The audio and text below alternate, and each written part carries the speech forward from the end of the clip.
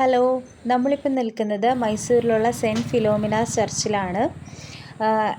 ഇന്ത്യയിലെ തന്നെ ഏറ്റവും വലിയ പള്ളികളിലൊന്നാണ് കേട്ടോ ഈ സെൻറ്റ് ഫിലോമിനാസ് ചർച്ച്. അതുപോലെ തന്നെ ഇതിൻ്റെ വാസ്തുവിദ്യ എന്ന് പറയുന്നത് ഗോത്തിക് വാസ്തുവിദ്യയാണ്. നമുക്കിത് കാണുമ്പോൾ തന്നെ അറിയാം ഒരു പ്രത്യേക ശൈലിയിലാണ് കേട്ടോ ഇത് നിർമ്മിച്ചിരിക്കുന്നത്. അതുപോലെ റോമൻ കത്തോലിക്ക സഭയിലെ ലാറ്റിൻ കത്തോലിക്ക വിശുദ്ധയായ സെൻറ്റ് ഫിലോമിനയുടെ സ്മരണയ്ക്കായിട്ട് നിർമ്മിച്ച പള്ളിയാണ് ഈ സെൻറ്റ് ഫിലോമിനാസ് ചർച്ച്. അതുപോലെ ഇതിൻ്റെ മാതൃക എന്ന് പറഞ്ഞിട്ടുണ്ടെങ്കിൽ ജർമ്മനിയിലെ കൊളോൺ കത്തീഡ്രലിൽ നിന്ന് പ്രചോദനം ഉൾക്കൊണ്ട് നിർമ്മിച്ചിരിക്കുന്ന ഒരു പള്ളിയാണ് കേട്ടോ. അപ്പോൾ അതുപോലെ തന്നെ 4-ാം നൂറ്റാണ്ടിലെ വിശുദ്ധയും രക്തസാക്ഷിയുമായിട്ടുള്ള വിശുദ്ധ ഫിലോമിനയുടെ സ്മരണയ്ക്കായിട്ട് 1843 മൈസൂർ മഹാരാജാവ് മുമ്മുടി കൃഷ്ണരാജ വാഡിയാറാണ് ഈ പള്ളി നിർമ്മിച്ചിട്ടുള്ളത്. അതുപോലെ 19-ാം നൂറ്റാണ്ടിൽ മൈസൂരിൽ താമസിച്ചിരുന്ന ഒരുപാട് യൂറോപ്യൻ ജനതയുണ്ട്. അപ്പോൾ അവർക്കുള്ള ഒരു സമ്മാനമായിട്ടാണ് ഈ പള്ളി നിർമ്മിച്ചിട്ടുള്ളത്. പിന്നെ ഇതുപോലെ യൂറോപ്യൻസിൻ്റെ ജനസംഖ്യ വർദ്ധിച്ചു വന്നുകൊണ്ടിരിക്കുകയായിരുന്നുകൊണ്ട് 1933 ഒക്ടോബറിൽ അന്നത്തെ മൈസൂർ രാജാവായ കൃഷ്ണരാജേന്ദ്ര വോഡയാർ ആണ് ഈ പുതിയ പള്ളിക്ക് അടിത്തറയിട്ടത്. അതുപോലെ സെൻറ്റ് ഫിലോമിനയുടെ അവശിഷ്ടങ്ങൾ ഈ കത്തീഡ്രലിൽ സംരക്ഷിക്കപ്പെട്ടിട്ടുണ്ട് കേട്ടോ.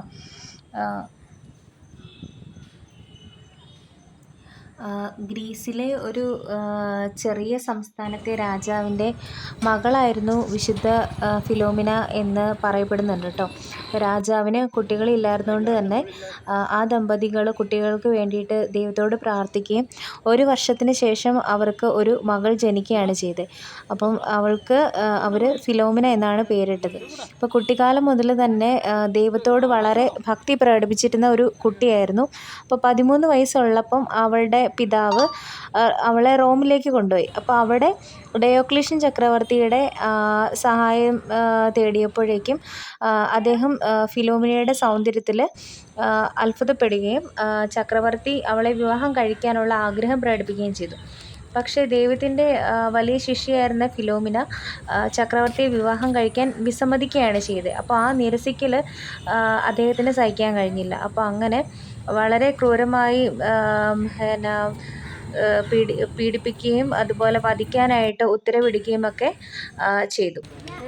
അപ്പോൾ ഈ പള്ളിയുടെ അൾത്താരയ്ക്ക് താഴെയുള്ള ഭൂഗർഭ കാറ്റക്കോംബിലാണ് സെൻറ്റ് ഫിലോമിനയുടെ അവശിഷ്ടങ്ങൾ സൂക്ഷിച്ചിരിക്കുന്നത്. പിന്നെ ഈ പള്ളിയുടെ ഒരു പ്രത്യേകത എന്ന് പറഞ്ഞിട്ടുണ്ടെങ്കിൽ 175 അടി ഉയരം ഉണ്ട് ഈ പള്ളിക്ക്. അതുപോലെ ഇരട്ട ഗോപുരങ്ങളാണ് ഈ പള്ളിയുടെ ഒരു പ്രധാന ആകർഷണം കേട്ടോ. 1 മൈൽ അകലെ നിന്നിട്ട് പോലും നമുക്കിത് കാണാൻ പറ്റുന്നുള്ളതാണ് ഇതിൻ്റെ ഒരു വലിയൊരു പ്രത്യേകത.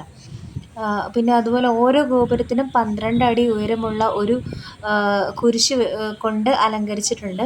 അപ്പോൾ അതുപോലെ സങ്കീർണമായിട്ടുള്ള മാർബിളിൽ അലങ്കരിച്ചിരിക്കുന്ന ഫ്രാൻസിൽ നിന്ന് കൊണ്ടുവന്ന സെൻറ്റ് ഫിലോമിനയുടെ പ്രതിമയും കൊണ്ടാണ് ഈ പള്ളിയുടെ അൾത്താര വളരെ മനോഹരമായിട്ട് അലങ്കരിച്ചിരിക്കുന്നത്. അതുപോലെ തന്നെ പള്ളിയിലെ ഹാളിൽ ഏകദേശം ഒരു 800 പേരെയെങ്കിലും ഉൾക്കൊള്ളിക്കാനായിട്ട് പറ്റും.